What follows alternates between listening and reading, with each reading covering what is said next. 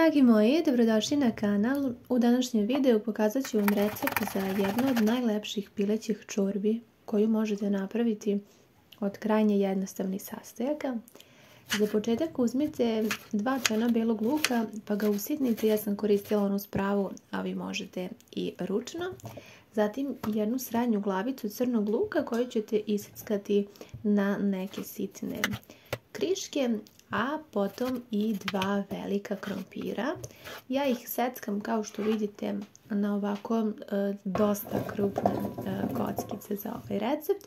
I na kraju 2 velike šargarepe koje ću da isečem na malo krupnije kolutove i sve ću to da prelijem sa 4 supene kašike maslinovog ulja. Možete upotrebiti naravno i bilo koje drugo ulje koje imate.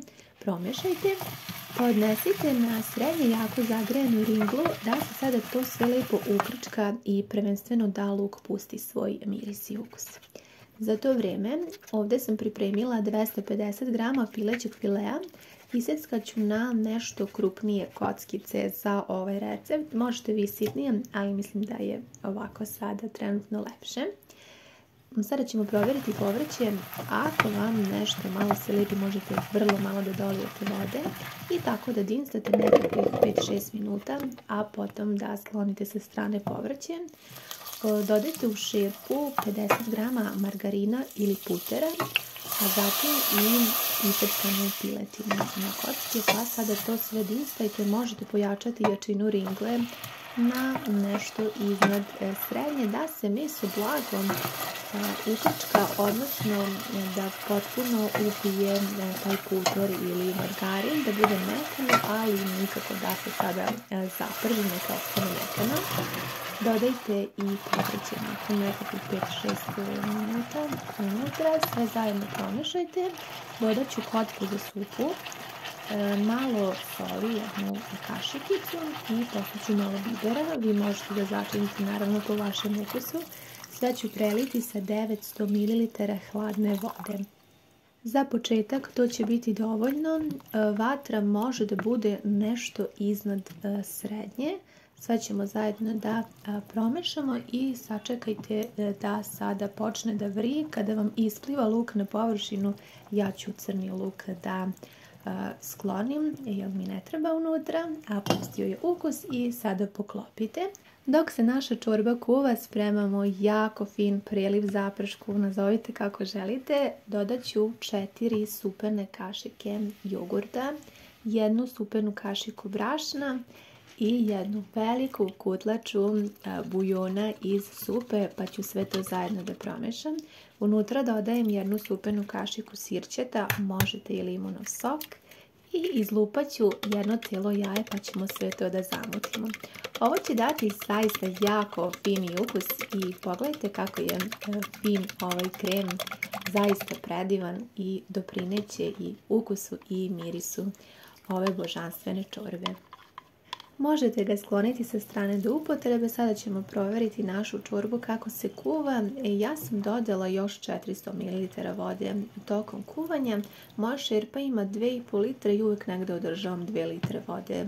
Tu je negdje meni dovoljno za ovu čorbu. Poklopite još malo i kuvajte.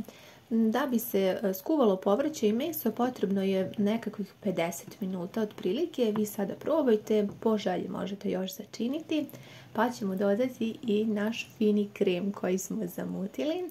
Možete smanjiti vašu ringlu na srednjem i još 5 minuta ovako kuvati dok se čorba lepo ne zagusti i to će biti to. Sada možete isključiti vašu ringlu. Odgore ću da pospem malo sveže peršuna i imam mešavinu ljute paprike, pa ću da pospem odgore.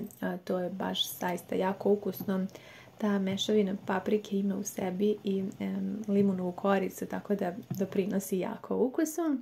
Nakon ukupno sat vremena naša čorba je gotova i možemo je poslužiti. Ova čorba je toliko lijepog ukusa da ukoliko ste prehlađeni, predlažem vam da obavezno pripremite, jer kako se kaže, pa bolestan bi ozdravio.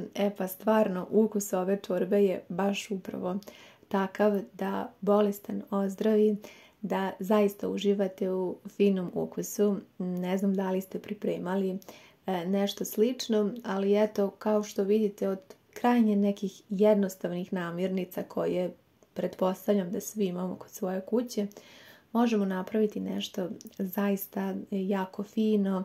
Posebno sada evo dolazi i vrijeme nekih prehlada, tako da je poželjno da se malo jačamo imunitet. Nadam se da vam se ovaj recept dopao i jako bih voljela da mi pišete vaše utiske u komentaru kako vi pravite, na koji način, da li vam se ovaj sviđa. Ako niste pravili, obavezno isprobajte. Hvala vam mnogo na gledanju i ljubim vas sve puno, prijetno.